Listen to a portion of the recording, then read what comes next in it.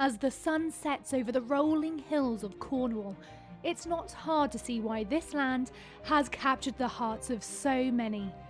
With its rugged coastline, picturesque villages and thriving tourist industry, Cornwall is renowned for its beautiful landscape.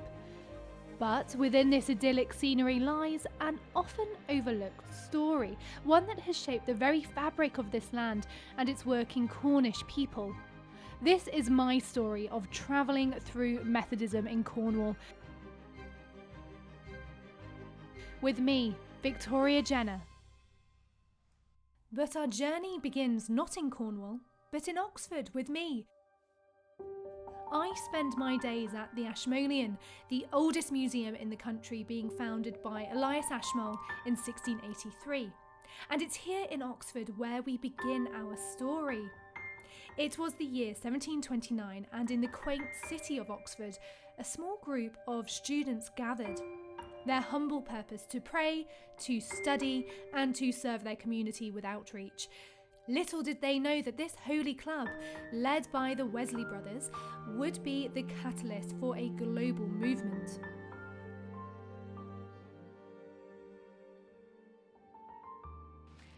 So there are so many reminders of Methodism in Oxford alone, and this is one of them. So I'm standing in front of this plaque at the moment, which is commemorating the fact that this building was, on the 14th of July 1783, one of the first preaching houses, one of the first meeting houses for John Wesley and his followers. And now it's been turned into what looks like accommodation still, and it's still owned by Brasenose College.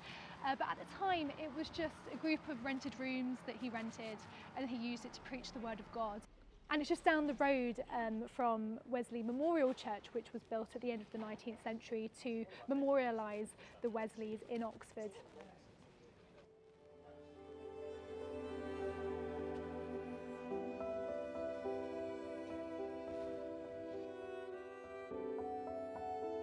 Methodism has attracted over 60 million members worldwide, making it one of the largest religious movements in history.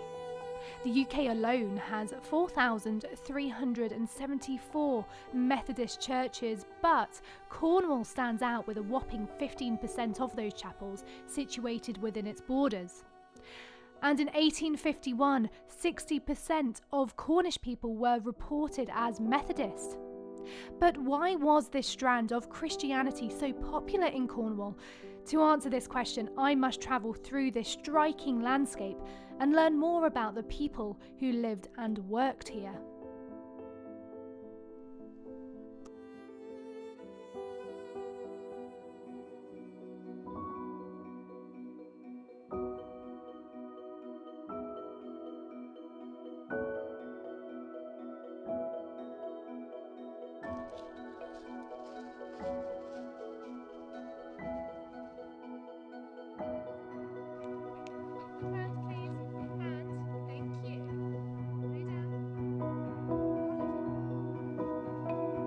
The next day, I decide to venture down the road to my old university library. I want to discover what this rugged terrain must have been like back in the 18th century, when Wesley first travelled here on presumably horseback.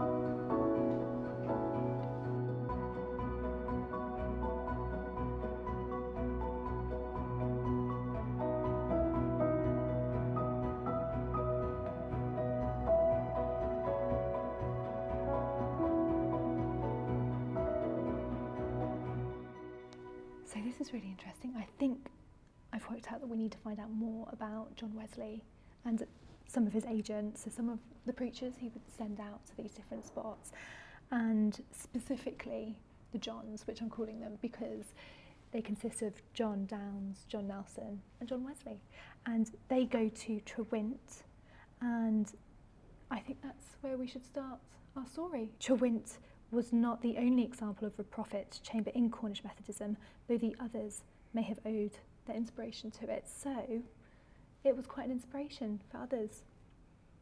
Yeah, I think we should go see that first. So I've just seen that it's about an hour away up the A30. Is that okay? Okay, so what is really cool about it is that it's on the old turnpike road, so the old 18th century road, and this would have been where sort of the old mail coaches would have been like rattling away near the cottage, which is really fun. So yeah, should we go to an old time capsule?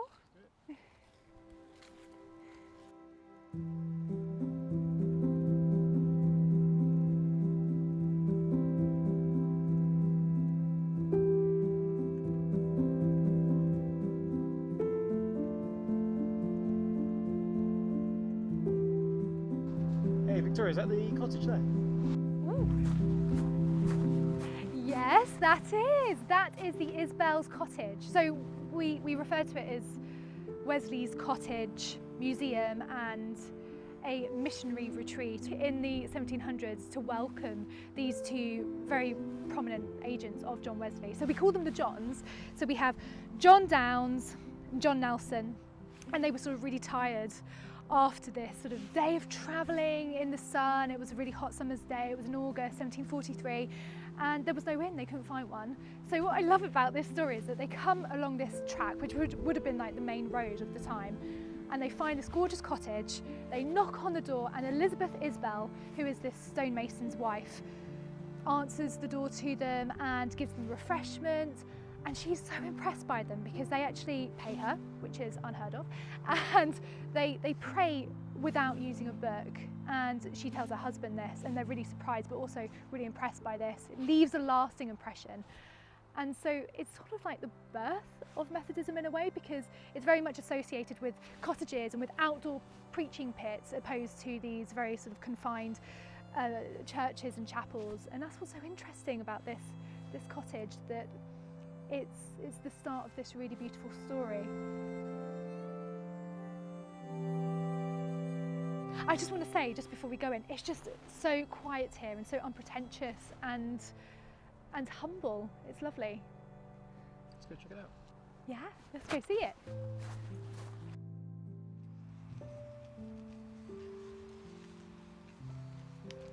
Hi, Julie. Hi, Vikki.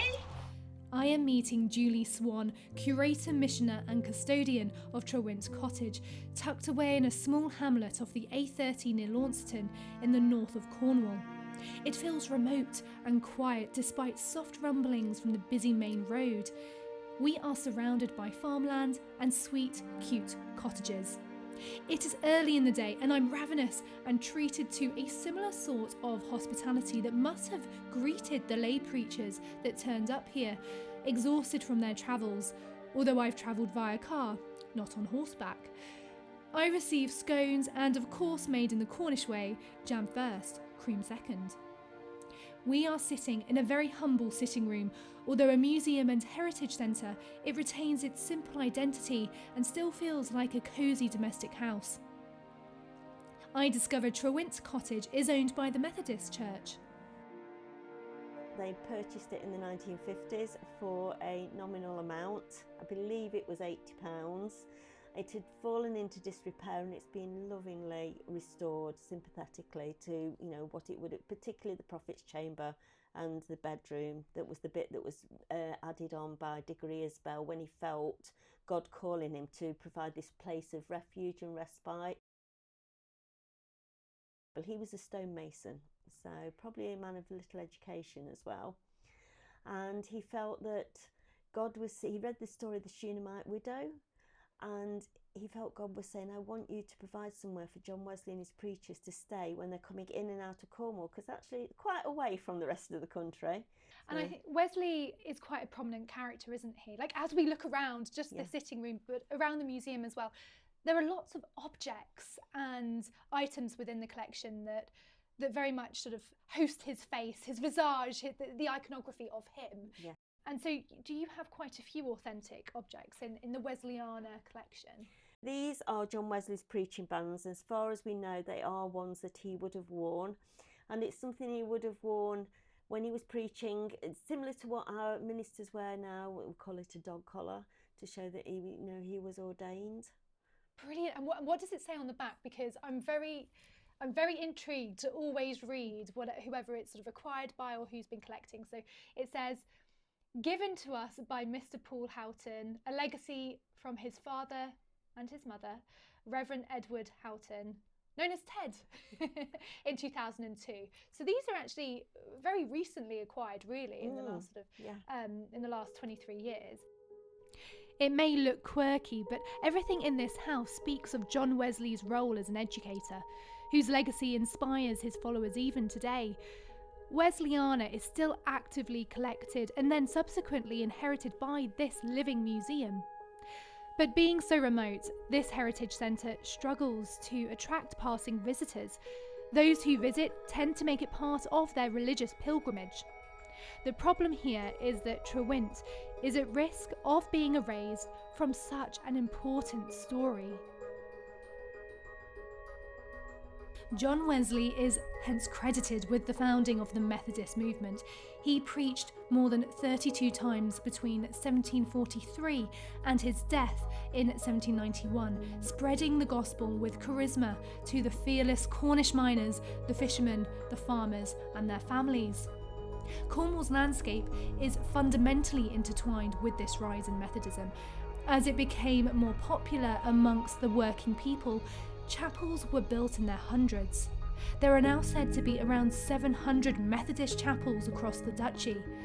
But it appears this history is at risk of being lost, as an increasing number of them are falling into disrepair.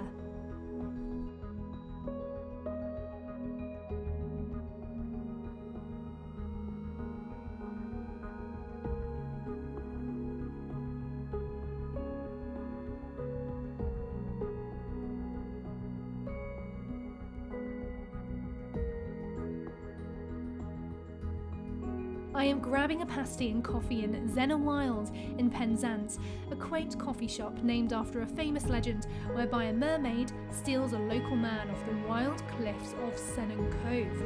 It is overwhelming when visiting Cornwall. There are so many Methodist chapels and buildings wherever you turn, so you come across at least one in almost every parish, village, town and city. So I've been wanting to find more Methodist churches to actually go and visit, to understand more about the story of Methodism and find why its traces are completely national. But they're all closing. And as I'm looking down at a number of different articles that are really new, they're from 2022 to 2023, all of the chapels have been closing, or they've been sort of recycled and repurposed into something else, which makes this activity quite difficult. So I think what I need to do is I need to visit Gwennap. It's a former Wesleyan chapel. It's been run by somebody called Patrick, who has just completely refurbished it and created a very successful restoration process. And I think that's going to give me some answers really to understand why are all of these other chapels closing and why is this quite uniquely being kept alive and surviving within a local thriving community. I successfully get hold of Patrick and arrange to meet at Gwennap Methodist Chapel, situated in mid-Cornwall. I discover it's not an easy place to find, which adds to its special remote character.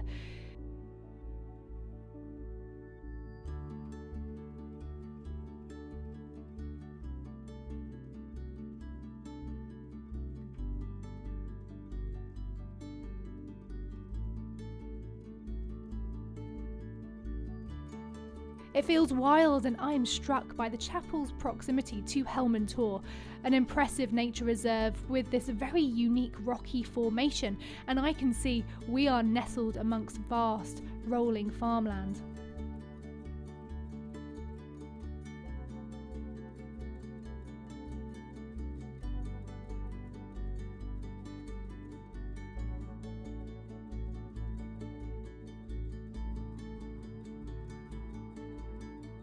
I am eager to speak to Patrick about the renovation and why this building is so important to Methodist history. You've done so much for this very beautiful and stunning chapel, and you've done a lot to restore it sympathetically back to how it would have been experienced, that we've established that. Can you tell me a bit more about why you decided to restore Gwennap in the first place? Well, the chapel itself had just reached the point where it needed quite a lot of work. We had slippage of the slates on the roof. Windows were really in quite poor condition. There was a lot of rot. So it was really make or break, to be honest. We had reached the point where a considerable amount of work had to be done, or really the chapel would possibly face closure. And the point really is we've taken the building back to its original design, if you like, so that is lime mortar plaster and breathable paints, because in the past they would have used distemper, which were water-based. So again, going back to really sympathetically restoring this interior to really reflect how it would have been experienced. Yeah. I also unwittingly stumble across Gunwen's unique selling point. It is connected to another historical celebrity. And as I was walking around the other side of the chapel, I saw some gravestones which I believe belong to the son of William O'Brien. Can you tell me a bit more about that story? William O'Brien, he got married in 1803 to Catherine Cowlin from Perrins-Ambulo, over near Pramporth, and they had their first son in 1804, Ebenezer. They were both very devout Christians, and they were both very much involved in church life. We were very fortunate the fact that the chapel does have strong historic and heritage links to, because it is very close to the birthplace of William O'Brien. William O'Brien was, as some people will know, was the founder of the Bible Christians. He was born at Gwennap Farm, which is about 500 metres to the south of the chapel. And his family owned all this land and in fact gave the land originally for the building of the first chapel. So when he left here in about 1814, he fell out with Methodism, that's a well-known fact, and he wanted to do his own style, so he formed his own church, basically the Bible Christians. And that, even though it was broadly similar to the Methodist Church way of doing things, it was still a church in its own right, and that spread quite rapidly through Devon, Cornwall, and some of the missionaries then went all over the world, South Africa, China, America. So it became quite it was a big thing. It's interesting that travelling becomes a major and quite prominent theme, I think, just from going back to what you were mentioning with William O'Brien and this diaspora of people that have spread across the world.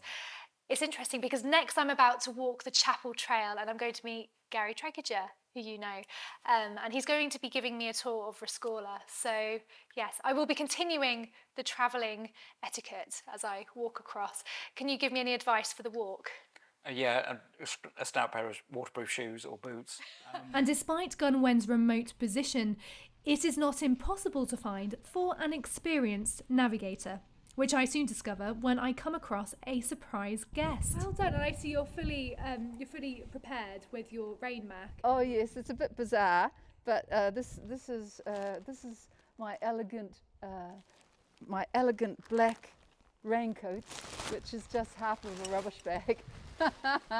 It's about the easiest thing to carry because when you're a pilgrim, weight is everything. I travel late because it's very hard on the body to walk year after year after year as a walking pilgrim, and the less you carry, the longer you live, or the longer your joints will carry you. And I'm the kind of pilgrim that walks in trust. And I set off. I never know where I'm going to sleep for a night, or very rarely. And so I knock on many doors. I say hello to many people. I go around everywhere in a town and say hello, and we see where I end up. I see marvelous things, and there's a great deal of kindness and goodwill, and hospitality in the pure sense is awesome.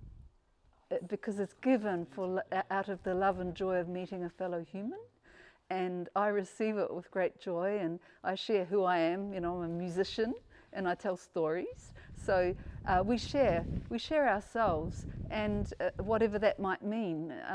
I've slept in palaces and I've slept in sheds with nothing on the floor, so I've been left outside 3 times in 15 years, so that's how it is for me. I used to play on a sterling silver flute, and I walked all the way for 3 years across Europe to Jerusalem and back and all around, playing flute everywhere. And then so privileged to meet you. Oh no, cool. I'm just a person that can't stay home. The scallop shell is the most recognisable symbol of the Camino de Santiago and has been used as a wayfinding tool for pilgrims.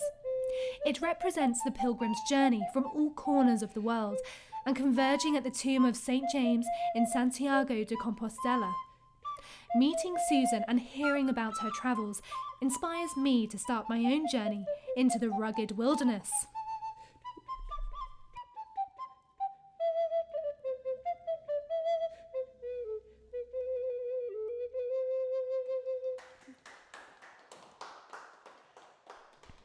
I walk along an old winding track, enjoying the tranquility of the clay country, and reach my destination sometime later, a small village near St. Austell in the heart of the clay mining district. It may appear as a quiet backwater now, but before 1838, Rescorla was on the main route from St. Austell and Bodmin. A friend of mine, Dr. Gary Tregeger, meets me on a rather rainy road. This is a Methodist chapel that has been used actively for generations and generations for the Methodist faith, and now it is being used in another way. It's being repurposed. Do you think this is really important? I think it is very important. Back at the turn of the 21st century, there were 3 chapels, sadly, which closed down in this area within 3 months, over at Penwithwick, here at Rescorla, and up at Tresays. And myself and a group of people got together because I thought it's important to actually do something, to actually keep it going. The chapel was a social centre of the community in Cornwall. That was part of its strength. And in that sense, we wanted to look for ways of actually trying to save it in some way, in some sort of public way. It's a problem, of course, which is facing so many chapels throughout Cornwall nowadays. But certainly it's a long-term phenomena based on declining congregations, the cost of actually maintaining many of these buildings. It sees itself very much as a centre open to the community, but at the same time a study centre. It's a local centre, but we've also got aspirations to be wider. We are looking at other examples from around the British Isles, notably in Scotland, where we are setting up, learning from their experience, set up a study centre. The idea was that we'll link some of the key things that are related to Methodism, oral history, the stories, the traditions, music. Music's always an important part of any Methodist chapel, whether it's in terms of the actual chapel hymns or whether it's in terms of the social services that are used, the tea treat tunes. So a lot of people who were engaging with these Methodist chapels and with the faith, they were from working communities. They were working in the area. Is that quite integral to the identity of these places, would you say? I think so. One thing to consider is a lot of emphasis placed on Wesleyan Methodism in terms of the image of Cornwall. This chapel was quite unusual in the sense that it was a primitive Methodist one. The primitive Methodists appealed particularly to many working class communities. They were particularly strong in places like north of England, for example.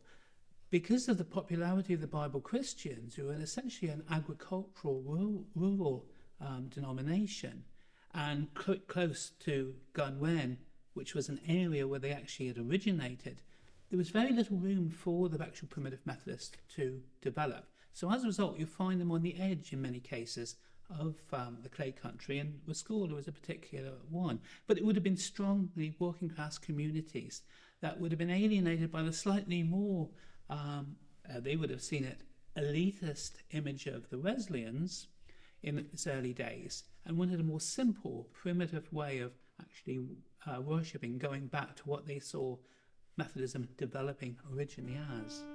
The Rescorla Centre is like a mini museum, but it doesn't hide away objects in cases. It instead celebrates primitive Methodist tradition and allows people to use them today.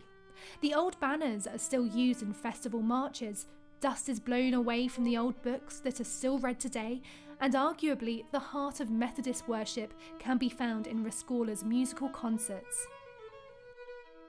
Both Patrick and Gary have given a new lease of life to chapels that have historically served local and loyal farming and mining communities. This makes me wonder how urban churches with large and transient congregations might survive during this day and age. So the next day, I travel to Truro, hopping on the train in Falmouth. Truro Methodist Church is located in the heart of the city centre and is surrounded by picturesque cobbled streets, shops and the buzz of city life. But despite this appealing image, this city is battling with the cost of living crisis and increasing poverty. I have set up a meeting with Reverend Mark Dunn Wilson, a Methodist minister for most of his life and following in a family tradition.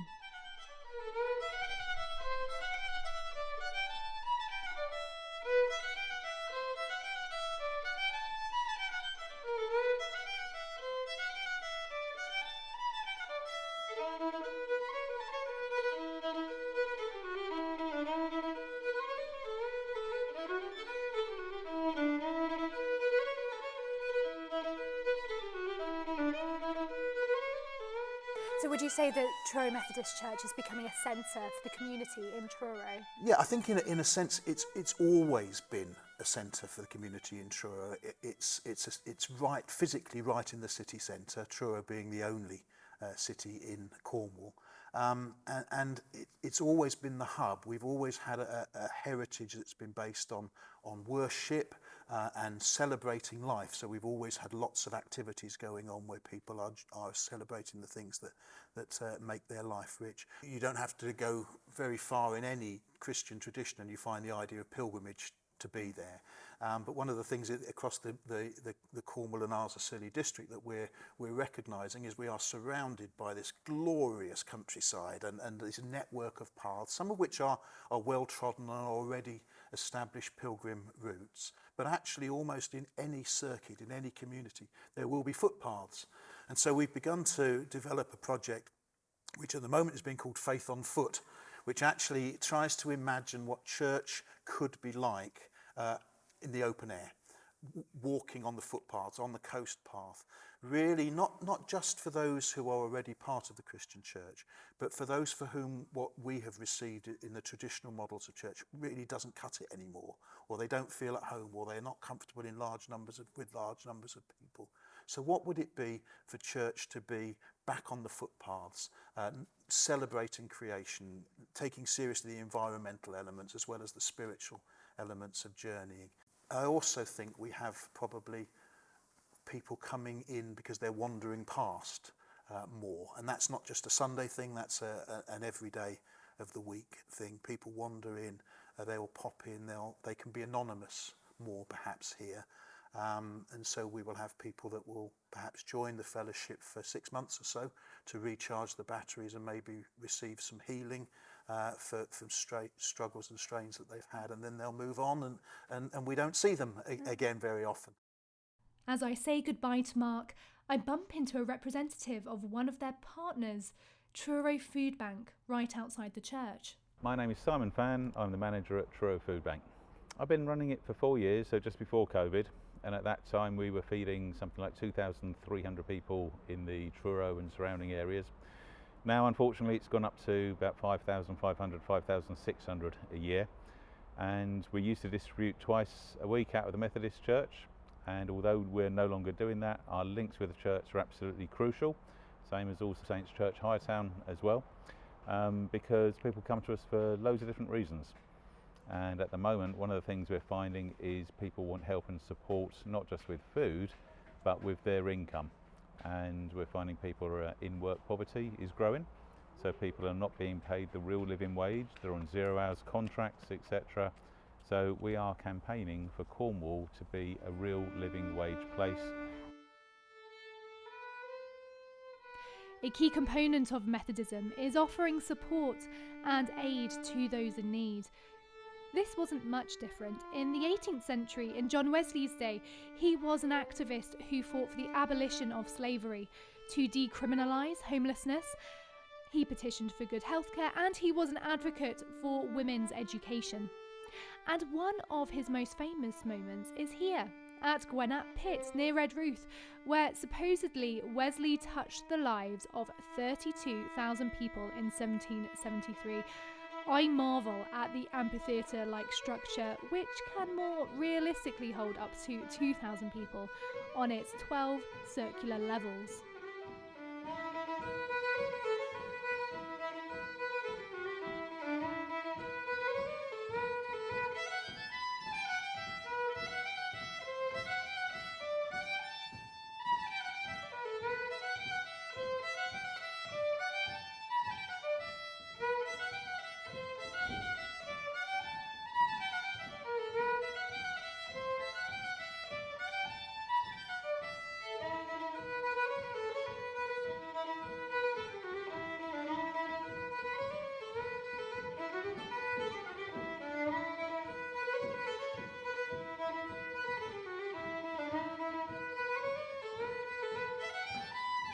was fun. Yeah, I'm not too breathless. I like to think that wouldn't wear me out, but it was about a mile round. And I tell you what, I felt like I was in a sort of meditational state. I know that sounds strange, but as you're going round and round and round, and I think I went through, did the same loop a few more times than I should have done. But yeah, I felt like it was really contemplative, hearing the rustling of the trees, hearing all of the wildlife, the buzzing of the bees. It was nice. And I just saw a few horse riders going round and had a little wave. It was nice.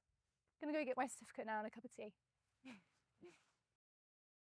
My name is Jenny Lockwood, and I'm coordinator here at Gwennap Pit. I'm a Methodist local preacher, and so all things Methodist really, and here I look after Gwennap Pit on the day-to-day, but along with our management team, and Tony is one of our management team. So Tony, can you tell me a bit more about the history of the site? What was Gwennap Pit? Well, Gwennap Pit was a relic of the mining. In its heyday, copper mining, which came before the tin actually. The United Downs, which is very close to here, was the richest square mile in the world because of the enormous amount of copper produced. And John Wesley, of course, came to preach to the miners. And on the 5th of September 1762, he recorded in his journal that the wind was so high at 5 that I could not preach at the normal place. But we found close by a round green hollow, and I stood to one side toward the top, which is believed just over there, and preached on the gospel of the day. Wonderful. So it wouldn't have looked like this back in Wesley's time? No, he described it as a green amphitheatre. But these tiers, which we see today, they were produced in 1806 by a team of mine captains and labourers, and they put a wall around it. So, and then in 1807, they held their first wit service, as it was then, the first annual wit service. Yeah. So but interestingly, Wesley originally thought that preaching outdoors was rather vile. And another early Methodist called George Whitfield tried to get him to preach to miners in Bath. And at first he was reluctant, but then one day he tricked him and he said, there were the group of miners, he said, now Mr. Wesley is going to preach to you, and he had to. And then, of course, he did a lot of it.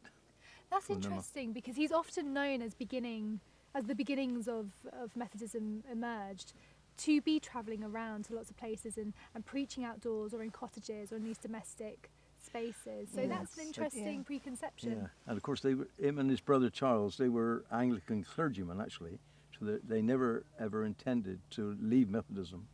They were trying to reinvigorate the Church of England, which they thought had come to a virtual standstill. So they were without a parish, so that's why they started travelling around. He was powerful, wasn't he, Tony? Yeah. I mean, and he preached for hours, and they all seemed to just stay and listen to him and really, were actually moved by him, I think. The fact that this man, 5 foot, nothing to him really, and size 3 in shoes, and he could actually command all these people. It's fantastic, and that's where the Methodist Church came from. You get the remnants and the descendants of these miners who have moved away, the diaspora coming back and returning to this site. You do, yeah, and loving it and just feeling at home here, because for their descendants, it was home, And when the pit was purchased by the Methodist Church in 1976, an appeal was put out, and most of the money actually came from America. Wonderful. In the visitor book, we 1 week we had Hong Kong, Australia, and America just coming in to visit, not known before or anything. They just come in, and it's fantastic when you look at the visitor book. The people that come from everywhere. Places like this are one-off places. Like you've been to Trewint, where Wesley loved Trewint, and he went there a lot, and that's similar. Although we're different in what we do, but they were both places that were very, very popular in Wesley's time, and we've been lucky enough to be able to maintain this, for the joy of everyone. It's open all the year, the pit itself, and any time you come, there's people here, so it's well enjoyed by local people.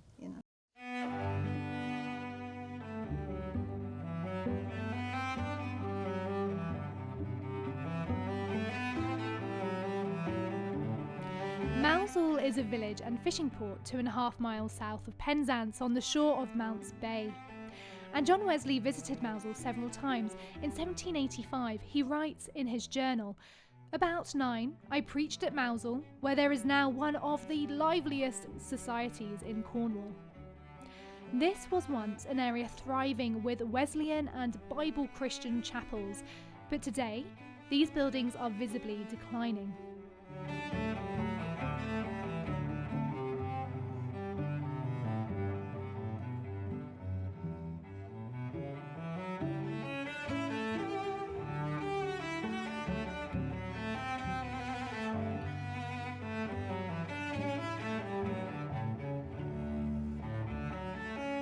My name is Matt Fugel.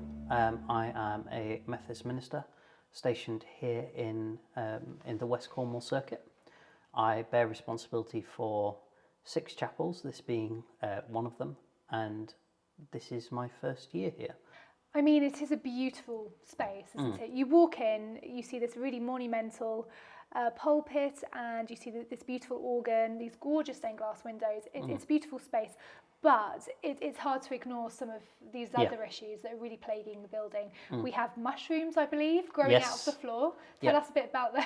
So there is a serious damp problem. A number of years ago, in the ages past, the decision was made to replace concrete underneath the floor, but it didn't come with adequate ventilation. And there isn't appropriate drainage out the back of the chapel, which means that as the years have passed, damp has coursed through the building and some of the wood is rotten. So we have a lot of dry rot, and mould growing in certain places. There are parts of the chapel where you can't walk. So yes, what complicates things even further is that this is a Grade 2 star listed building, which means that we can't simply just get on and get someone to get in and do the work. We need to jump through a number of different hoops in order to ensure that the fabric of the building remains true to its history, which is really important to us as well. We're fortunate in regards to fundraising, because like I said, we have a congregation which is quite enthusiastic. We also have an external building which is adjacent to this, a school hall, which we're going to be selling soon. And hopefully that will raise the majority of the funds in order to fund the repairs to the chapel. So you've been here for a year. Yeah. So I think you will be able to give us a perfect indication of Mousehole for somebody who's just moved here. What were your first impressions of the church? Of the chapel itself was that it's stunning. It is one of the earliest examples of Methodist chapels in Cornwall. It has character that you don't quite believe, and when you are leading worship in this space, you are reminded of the weight of history that exists here. It is designed for an age gone by. The pulpit, for example, is quite tall, so we hardly use that, especially considering sometimes we'll have 10, sometimes we'll have 20 people. So standing up there, up in the rafters. But the idea is that you're up there, and back in the day, this place would have been filled, both downstairs and upstairs. That's really interesting. Who has this chapel served historically and today? So historically and today, it's always served the local community of Mousehole. Mousehole, way back when, was primarily a fishing community, and this was one of 2 chapels that served the congregation. Over the years, the community itself has changed. So the fishing industry has moved more towards Newlyn, and instead what we're seeing in Mousehole and other villages similar to it is a huge increase in the tourist industry. In the local area, we've gone from everywhere being 100% local owned to being roughly 20% locally resident, permanently resident here, and roughly about 80% being either second home owners or Airbnbs or hotels and so forth.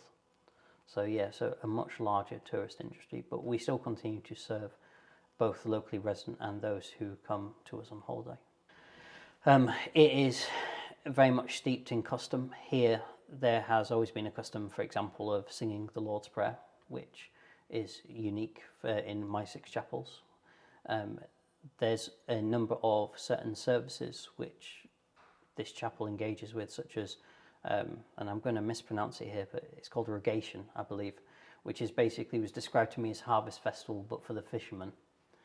So, in times gone by, what they would do is they would use their large pulpit and they would make a boat sticking out of it in order to get across that nautical theme, and we'd have banners and everything. Yeah. And I believe in Port 11 they still have that, actually, Yes. which I've Oh, seen. very much so, yeah. Which is wonderful. Yeah. That's really lovely. So they're really bespoke elements and characteristics of these chapels and the way in which people worship here, which is very bespoke to Cornwall, which is really nice to hear. So a common theme I've been noticing as I've been speaking to all of these different chapels, but heritage places as well, is the community surrounding the chapel or the place. It could be the local people who live there, it could be new tourists coming in, but it's those who are living in that sort of habitat, in that surrounding environment. But it's also the remnants of that community, so it could be the trade in which it has operated for so many years. So it could be the fishing, for instance, where we are at the moment. We are in Newlyn, just down the road from Mousehole, where I was speaking to Matt. Fishing has been the centre of the trade here. But as we go up to Rescorla, where I'm going next, it's been mining and tinning. So the community are those people who are supporting the church, but also those vulnerable people in society who need the help from the church and from the chapels and from these places of heritage. And that's a key theme, I think. Noticing the poverty in Cornwall as we've been travelling has been really jarring and really conflicting. And I think if we can try and help as much as possible and have these issues that are plaguing society at the moment, especially down in Cornwall. So like seasonal wages, the fact that property prices are just absolutely soaring. So local communities can't buy back these places for activities which they need, which is fundamental to keeping their identity. We need to be challenging all of this stuff. So I feel like my journey down here has actually opened up so many other questions. Yeah. And how fitting it is to be invited back to Rescorla Heritage Centre to witness a Methodist musical concert with both traditional and contemporary compositions performed by Grace Wilshaw Chanter.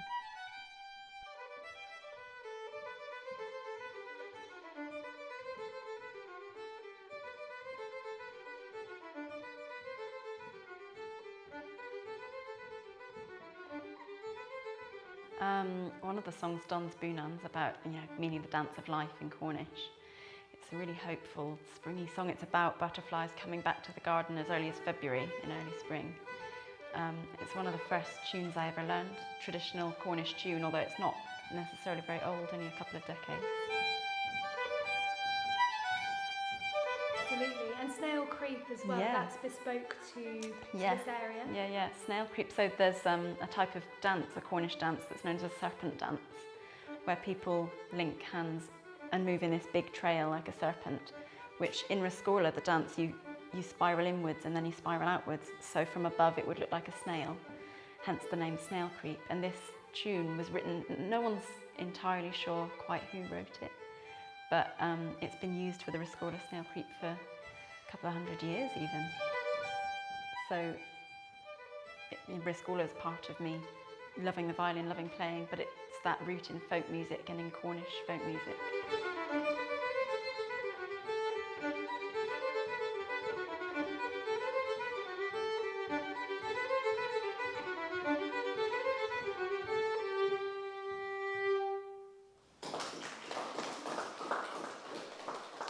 My name's Pat May, and I've lived in Rescorla since the mid-70s, so I've seen quite a few changes in the village, and I live just next door to the centre, which of course used to be our old Methodist chapel, and I actually remember it as a chapel, and I came to services here, saw christenings here, and a wedding, and then the Methodists sold it, and we bought it. We set up a charity called Friends of Rescorla, and we bought the old chapel from the Methodists, and now we use it as a centre.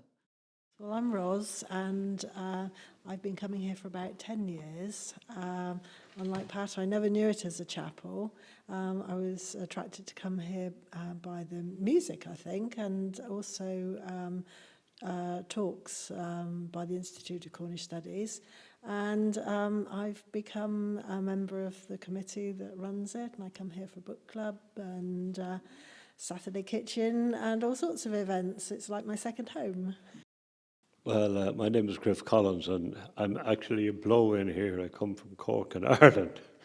But I've lived in Cornwall for several years, and I'm very interested in the cultural development, which is very similar to the rural development in a lot of places in rural Ireland at the moment, where people come together and try and maintain the old culture. That's my main interest in it, actually, yeah. That's really lovely. And so do you feel the future of these spaces as perhaps former spaces of worship, but also active spaces of worship, they can also be used for the community? And do you feel like that is a way they can survive in the future? I think so. I think there's a great future for their for community participation in establishments like this, and also for community development and hopefully attracting younger people into their own culture.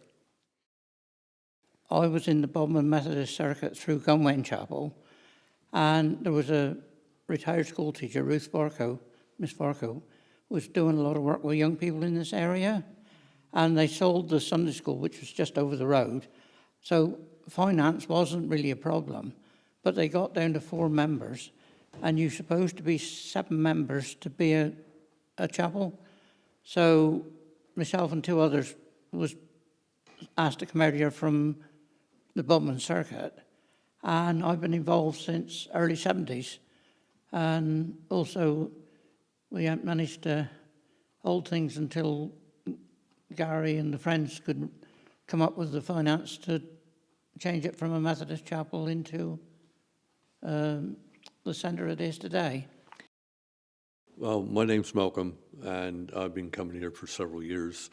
I think the first time I ever came here was several years ago when one of the first Rescorla festivals were on, and my interest is in the china clay, and my forefathers actually lived in Rescorla probably 150 years, 125, 150 years ago. So I think, and I'm born and bred over at Penwithwick, so before Penwithwick Chapel was actually built, I think probably my ancestors would have came to Rescorla for the worship. But as for recently, come here now and then, but we've now just started an art group. So I've got my own studio, as it were. As I have travelled across Cornwall, reminders of Methodism have been embossed into the landscape. The old chapels and unique preaching pits show how Methodism has seeped into the very soil, taking hold of not just a plot of land, but the surrounding community. Methodism and being Cornish feels interconnected. It is a strand of the Christian faith that has flourished amongst the working communities since the 18th century. The farmers, the miners, the mariners, and fishing families. And speaking to so many loyal supporters demonstrates how prevalent Methodism still is today. You may find John Wesley's likeness dotted around, but really, it is his ethos that has persisted, especially his ideas surrounding helping those in need and connecting to the natural world outside of the chapel walls. Like Wesley, many have followed in his footsteps and have become inspired by the unique beauty of the Southwest. And despite the decline of active chapels, many are still going strong and keep unique Cornish traditions thriving.